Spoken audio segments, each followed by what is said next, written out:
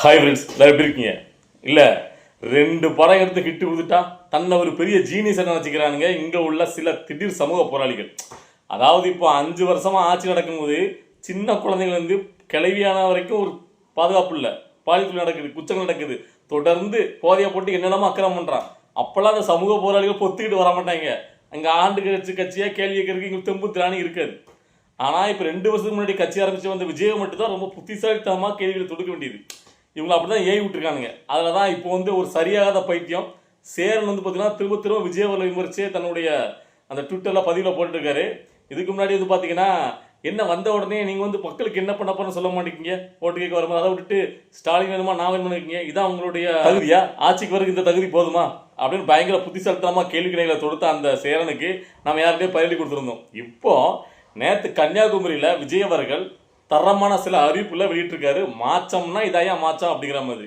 அதாவது லஞ்சத்தை ஒழிக்கிறதுன்னு எல்லாருமே தங்க வாயால வட சொல்லுவாங்க. கட்சி புதுசாக ஆரம்பிச்சா உடனே நாங்கள் லஞ்சத்தை ஒழிக்க போறோம், லஞ்சத்தை ஊழல் ஆட்சியை சொல்லுவாங்க. ஆனா அது எப்படி செயல்படுத்தலாம் அப்படின்னு இதுவரைக்கும் எனக்கு தெரிஞ்சு பெருசா ஒரு புதுமையான ஒரு திட்டங்களை அறிவிச்சு கிடையாது. விஜய் அவர்கள் அதை நம்ம எப்படியா செயல்படுத்தணும் அப்படிங்கிற முனைப்புல புதுமையா, அதாவது நீங்க எந்த ஒரு நலத்திட்டங்கள், அதாவது அரசாங்கத்தால் கொடுக்கப்படும் எதுக்குமே நீங்க எந்த ஒரு கவர்மெண்ட் ஆஃபீஸும் போய் தேடி அலைய வேண்டாம், அது எல்லாமே உங்க கையிலே சேரும், அதுக்குண்டான மாதிரி நான் சில திட்டங்கள் அறிவிக்கன்னு சொல்லிட்டு இந்த தமிழ்நாடு சிட்டிசன் ப்ரிவிலேஜ் கார்டு அப்படிங்கிறது, அப்புறம் ஆப்பு, அதுக்கப்புறம் பார்த்தீங்கன்னா சட்டமன்றத்தில் உங்களுடைய குறைகளை கேட்கறதுக்கு ஒரு நாள் ஒதுக்கப்படுது இப்படின்னு புதுசாக பார்த்தீங்கன்னா ஒரு அறிவார்ந்து ஒரு மாற்றத்துக்கான திட்டங்களை அறிவிச்சிருக்காரு. இதையே நாமளே பார்த்தீங்கன்னா மிக வெகுவாக பாராட்டுறோம். இது ஒரு சிறந்த ஒரு மாற்றத்துக்கான இது சூப்பர் விஜய் அப்படின்னு சொல்லிட்டு நம்ம பாராட்டுற சமயத்தில் இந்த காலம் அதையே நொட்ட சொல்ற மாதிரி, அதாவது எப்படி விஜயை விமர்சித்து சீமானுக்கு தூக்கி பிடிக்கிற மாதிரி இன்னைக்கு ஒரு ட்விட்டர் போட்டிருக்காப்புல. அது என்னன்னு கேட்டிங்கன்னா, அதாவது உங்களை ஓட்டு கேட்க வரும்போது ஏதாவது பேசுங்க விஜய்னு சொன்னோம், அதுக்காக நீங்கள் இப்படி பேசுவீங்கன்னு நாங்கள் எதிர்பார்க்கல. ஒரு எம்எல்ஏக்கு உண்டான வேலை என்னன்னே தெரியல, எல்லாத்துக்கும் உட்காந்து கையெழுத்து போட்டுட்டே இருந்தால் அவன் கையெழுத்து போட்டுட்டே இருக்கணும். சரி, எதத்த யானை தான் தலையிலே தான் மண்ணலி போட்டுக்க நம்ம என்ன சொல்ல முடியும் அப்படிங்கிற மாதிரி ரொம்ப நக்கலாக போட்டுக்கிட்டு இப்போ நம்ம இப்படி பேசின உடனே தமிழை வச்சு கழுத்துச்சு அந்த கண்ணு குட்டிகள் எல்லாரும் நம்மளை குதிரை வருவாங்க. ஸோ நம்ம வேலையை பார்க்கலாம் வாங்க செயல் வீரர்கள் அப்படின்னு நாம் தமிழ் கட்சியை பார்த்து சொல்கிற மாதிரி ஒரு ட்விட்டர் போட்டிருக்காரு. அதாவது இதை பார்க்கும் போது என்ன கேட்டிங்கன்னா, விஜயவலுக்கு எதுவுமே தெரியாமல், எம்எல்ஏக்கு என்ன வேலைன்னே தெரியாமல் கையெழுத்தா போட்டிருக்குதான் இதான் வேலையா அப்படின்னு ரொம்ப நக்கலாக விமர்சிருக்க சேரன் நான் கேட்குறேன். அவர் என்ன சொன்னார்னு முதல்ல உனக்கு புரிஞ்சிச்சா முதல்ல புரியலையா? அதாவது ஏதாவது தன்னைத்தானே பார்த்தீங்கன்னா சில பேர் அறிவு நினச்சிக்கிறாங்க, தமக்கு தான் அறிவு இருக்குது மற்றவங்களாம் அறிவு இல்லை அப்படின்னு. அதாவது சரியான பைத்தியங்கள்லாம் அப்படி நினைக்கும். எல்லாரையும் பார்த்தீங்கன்னா ரொம்ப மட்டமாக தான் மட்டும் தான் பெரிய ஜீனியஸ்ன்னு நினைக்கிற அந்த தற்கொலை நான் கேட்குறேன். அவர் என்ன சொன்னார்னு முதல்ல புரிஞ்சுக்கிட்டு பேசணும். அதாவது எம்எல்ஏ உட்காந்து கையெழுத்து போடுவாங்கன்னு அவர் சொல்லலை. அதாவது என்னன்னா, மக்கள் வெறும் வாக்காளர்கள் மட்டும் இருக்க வேண்டாம். இப்போ நீங்கள் ஒரு பிரச்சனையை சமூகத்தில் கொண்டு வரணும், சட்டசபை கொண்டு வரணும்னு நினச்சா கூட ஒரு 10,000 பேர் சேர்ந்து கையெழுத்திட்டு இணையத்தின் மூலமாக டைரெக்டாக நீங்கள் அதை நீங்கள் அப்ளை பண்ணலாம். அப்படி அப்ளை பண்ணீங்க அப்படின்னா அந்த கையொப்புங்களை நம்ம சரிபார்த்து அதுக்கு உண்டான பதிலை அரசாங்கமே உங்களுக்கு தெரிவிக்கணும் அப்படி சொல்லியிருக்காரு. அதாவது நாம் இப்போ ஒரு சட்டம் ஏற்றாங்க, ஏதாவது ஒன்று பண்ணுறாங்க அப்படின்னா அதில் நம்முடைய கருத்தை நம்ம தெரிவிக்கலாம். அதாவது வாக்காளர்களும் நீங்கள் சட்டமன்றத்தில் உங்களுடைய கருத்தில் ஒட்டுமொத்தமாக அதை தனியாக ஒருத்தர் பேச முடியாது. ஒரு 10,000 பேர் சேர்ந்து இதை நம்ம முறையிடணும், இதுக்கு எங்களுக்கு நேர்மையான ஒரு பதில் வேணும், அரசாங்கம் செய்கிறது சரி கிடையாது அப்படின்னு முறையிட்டோம்னா ஒரு 10,000 பேர் கையெழுத்திட்டு அதை பார்த்தீங்கன்னா நம்ம ஒரு டிஜிட்டல், அதாவது இணையதளத்தின் மூலமாக நம்ம அனுப்பணும் அப்படின்னா அதுக்கு முறையான பதிலை அரசாங்கமே உங்களுக்கு தெரியப்படுத்தும் அப்படின்னு சொல்லியிருக்காரு. இது என்ன உனக்கு நக்கலாக தெரியுது எனக்கு புரியல. அதுக்கப்புறம் 5 லட்சம் பேர் கையெழுத்திட்டிங்கன்னா அதை பார்த்தீங்கன்னா ஒரு ஆவணம் எடுத்து நம்ம அதை பற்றி சட்டசபையில் உரையாற்றுவோம். அதாவது ஒரு நாள் மக்களுக்குன்னே ஒரு நாளை சட்டமன்றத்தில் மக்களுடைய மனுக்களை விவாதிக்கிறக்கே ஒரு நாள் தனியாக நாங்கள் அதுக்குன்னே ஒதுக்குவோம் அப்படின்ட்டு இருக்காரு. இதில் என்ன நக்கல் நையாண்டி வந்துட்டு இதில் என்னத்தை எம்எல்ஏ கொண்டான பணி என்னன்னு தெரியாமல் அவர் பேசிட்டாரு. சேரன் கொஞ்சம் சொன்னால் எங்களுக்கு புரிகிற மாதிரி கொஞ்சம் நல்லா இருக்கும். ஏன்னா பெருசாக ஆகுனா அவ்வளோ பேர் வரது பார்த்தீங்கன்னா விஜய் பார்த்தீங்கன்னா ஒன்றுமே தெரியாமல் அவர் பேசுகிறாராம். உங்களுக்கு தான் 5 தெரியும்ல, பேசி கிளிக்க வேண்டியதானே? இல்லை நான் தெரியாம இருக்கிறேன். இவரை விமர்சித்து விஜய் விமர்சித்து சீமான தூக்கு பிடிக்கிற சேரன்கிட்ட நான் கேட்குறேன், மாடு நிற்கிறது ஹெலிகாப்டர் வாங்கி கொடுப்போன்னு சொல்கிறாரு. அது பெரிய உத்தமமான செயலா, மாற்றமான செயலா? கழுதையை வளர்க்கணுங்காரு, அவர் வீட்டு பிள்ளையை கழுதையை வளர்க்க விடுவாரா? சொல்லுங்க, சேரன் சொல்லணும்னா நல்லா இருக்கும். அதாவது அவர் சீமான் பேசுகிற உருட்டுக்கள், அவர் விடுற உருட்டான்ஸ் எல்லாம் நடைமுறையில் சாத்தியம், விஜய் பேசுறது சாத்தியம் இல்லைன்னா எச்சத்தனமாக இருக்குது. அதாவது சேரன் பற்றி நிறைய பேருக்கு பார்த்தீங்கன்னா சமூகத்தில் ஒரு 4-5 படங்கள் எடுத்து மக்கள் எல்லாரும் நல்ல படங்கள் எடுக்காங்களே அப்படின்னு பாராட்டினதுக்கப்புறம் இவங்க எல்லாம் உட்காந்துக்கிட்டு தானே பெரிய பொறுத்தினா ஒரு பெரிய, அதாவது அதை சில வார்த்தைகள் சொல்ல வேண்டாம் விடுற பெரிய உணர்வு தருணம்னு ஒன்று இருக்குது தங்களை வந்து பார்த்தீங்கன்னா அதில் உட்காந்துக்கிட்டு விமர்சனம் அதாவது நான் கேட்குறேன், அவர் வந்து புதுசாக வராரு, அவர் என்ன ஐடியாலஜி வச்சிருக்காரு, என்ன பண்ணுறாரு, நீ வேடிக்கை பாரு, வெயிட் பண்ணு, அவர்கிட்ட ஆட்சி வந்ததுக்கப்புறம் அவர் என்ன பண்ணுறாரு பார்க்கலாம். அவர் தன்னால் முடிஞ்ச அளவுக்கு தன்னுடைய ரசிகர்களாக இருந்த இளைஞர்கள் எல்லாத்தையும் அரசியல் மையப்படுத்திருக்காரு, அரசியலை உச்சு நோக்க வச்சிருக்காரு. இன்னைக்கு இளைஞர்கள் நிறைய பேர் அரசியலை பார்த்துட்டு இருக்காங்க, விமர்சிக்கிறாங்க கேட்டிங்கன்னா அது அவரால் தான். அரசியலை பழகி விட்டார். அவரால் என்னென்ன முடியுமோ எல்லாத்தையும் எடுத்து வைக்காரு. நீ இது வரைக்கும் என்ன செஞ்சு கழிச்சிங்க? சேரன்ட்ட கேட்குறேன். புரட்சின்னு அதாவது ஒரு திரைப்படம் தான் இப்படி இருக்கணும் அப்படி இருக்கணும், திரைப்படத்தில் மட்டும் சமூகத்தில் எழுத வேண்டியிருக்கு.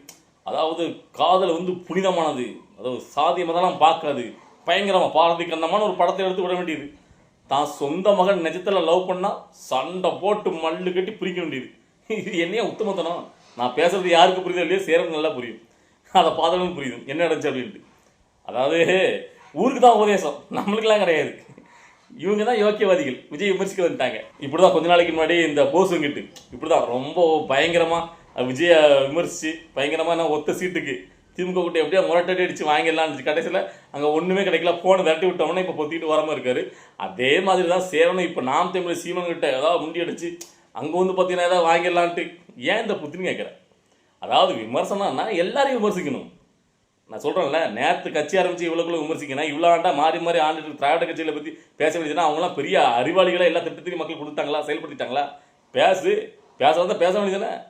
அதுக்கு தெம்பும் திராணி இல்லைன்னா மூடிட்டு இருக்கணும். இல்லைப்பா அவங்களாம் வந்து பார்த்தீங்கன்னா பெரிய நம்ம ஒரு படம் டைலாக் வரும், அதாவது நம்ம வந்து பார்த்தீங்கன்னா சின்ன டயர் வச்ச காட்டை தான் போய் வசூல் பண்ணணும், பெரிய டயர் வச்ச காட்டெல்லாம் போகக்கூடாது, நம்ம ஏறி மீசி போயிடும் அப்படிங்கிற மாதிரி. அது என்ன பயணங்களித்தானோ? அப்போ பொத்திக்கிட்டே ஓரமாக இருக்கணும். பேசுகிறா இருந்தால் எல்லா பிரச்சனைக்கும் பேசணும். டைரக்ட் தானே, சமூக கருத்து வைக்கிங்களே. பாத்ரூமுக்கு போயிடுச்சு ஒரு பிள்ளை, என்ன பண்ணாங்க அதை பற்றி பேசணும், அதை பற்றி கண்டனம் தெரிவிச்சிருக்கணும். அண்ணா யூனிவர்சிட்டியில் ஒரு பிரச்சனை பேசிக்கணும், 2 வயசு குழந்தைக்கு பாலியல் பேசியிருக்கணும். எல்லாத்தையும் பற்றி பேசணும். பேசுகிறா இருந்தா இல்லையா மூட்டு ஓரமே படத்தில் அதோட வேலையை பார்த்து போகணும். வந்துட்டாங்க விஜய் விமர்சிக்கிறதுக்கு. இல்லை ஏன் இந்த ஆள்கள் மேலே நமக்கு இன்னும் கொஞ்சம் கோபம் அதிகமாக வருதுன்னா, அதாவது ஒரு சினிமா துறையில் உட்காந்துக்கிட்டு ஒரு ஜனநாயகன்னு ஒரு படத்தை லீக் பண்ணுறாங்க, அதை தைரியமாக கண்டித்து அது யார் பண்ணாலும் தப்பு அப்படின்னு அதை சொல்கிறதுக்கு இவங்களால முடியல. இவங்க எல்லாமே ஒரு குரூப்பாக இருக்காங்க. அதாவது பார்த்தீங்கன்னா சீமானு அமீர் இவங்க எல்லாமே ஒரு குரூப் சேரணும் எல்லாம். அதாவது இவங்க எப்படின்னா அதை நக்கலாக பதிவு விடுறாங்க, கண்டிக்கிற மாதிரி ஒரு பதிவை போட்டுக்கிட்டு அதை மேலே சொல்லி இது ஜனநாயகம் வெளியிட்டிருக்கு தவறு அப்படின்னு சொல்லிட்டு இதை வந்து நீங்கள் வந்துட்டு அந்த சென்சார் போர்ட்லேருந்து வெளியிட்டு இருந்தால் அதில் வந்து பார்த்தீங்கன்னா வாட்டர் இந்த குறியீடு இருக்கும், அதிகம் இருக்கும், இது இல்லை. ஸோ இது வந்து யார் பண்ணியிருப்பானு, அதாவது விஜய் அவர்களே இதை வெளியிட்டிருப்பாரு அப்படிங்கிற ஒரு இதுமாக ஒரு நக்கலாக ஒரு விமர்சனத்தை இவங்க வைக்கானுங்க மறைமுகமாக. இந்த சேரனுடைய இந்த பதிவுலாம் பார்த்து தெரியும். ஸோ அப்போ தான் நமக்கு இவங்க மேலே பயங்கர ஒரு எரிச்சல் வருது. அதாவது இவ்வளோ கீத்தமாக இவங்கெல்லாம் நடப்பாங்கன்னு நம்ம நினச்சி கூட பார்க்கல. உண்மையிலேயே ஒரு படத்தை எடுத்து அதை வெளியிடுறதுங்கிறது எவ்வளோக்குள்ள கஷ்டமான ஒரு விஷயங்கிறது நம்மளை விட அதே சினிமா துறையிலேருந்து டைரக்டர் இருக்கக்கூடிய இவங்களுக்கு தான் புரியும்.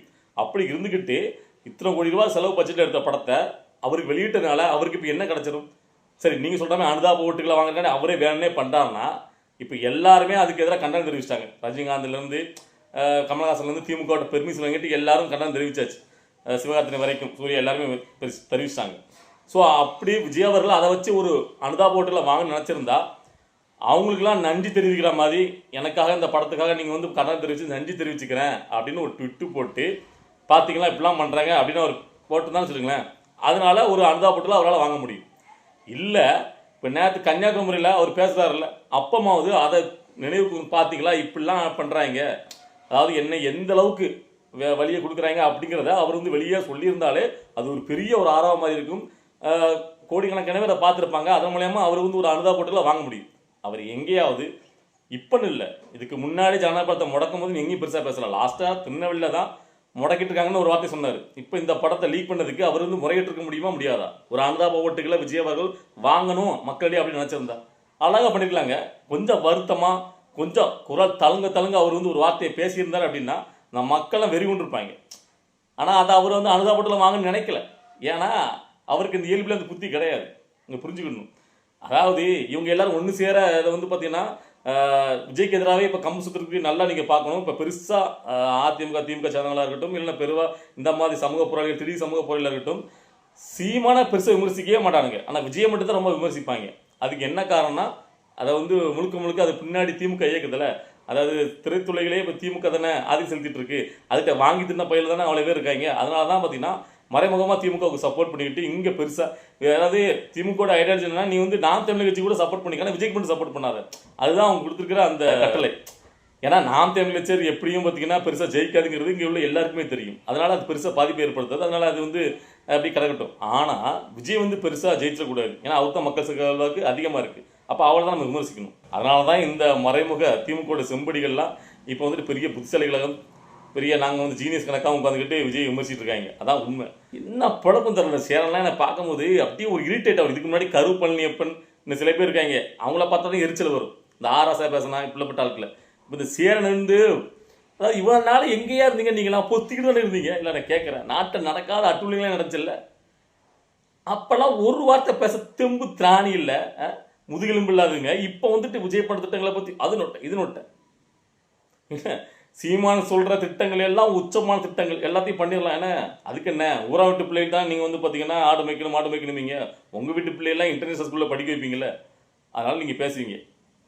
சரி, இந்த ஆள் ட்விட்டரை பார்த்துன்னு எனக்கு செம கடுப்பாச்சு, இரிட்டேட்டிங் ஆச்சு ஒரு மாதிரி. ஸோ அதனால் அவங்ககிட்ட ஷேர் பண்ண நினச்சேன். ஸோ அந்த சேரன் அந்த மாதிரி ஆட்களை பார்க்கும்போது, அந்த ஆட்கள் இந்த ட்வீட் போடுறது இதெல்லாம் பார்க்கும்போது, விஜய்க்கு எதிராக பேசுகிறத பார்க்கும்போது உங்களுக்கு எப்படி தோணுது, என்ன மாதிரி ஒரு ஃபீலிங் உண்டாகுது அப்படிங்கிறத உங்களுடைய கருத்துக்களை கமெண்ட்டில் பதிவு பண்ணுங்கள். நம்ம அடுத்துக்கிட்ட அரசியல் நடவடிக்கை பார்த்துட்டு நம்மளுடைய அடுத்துக்கிட்ட வீடியோ வரும். ஓகேவா? பாய்.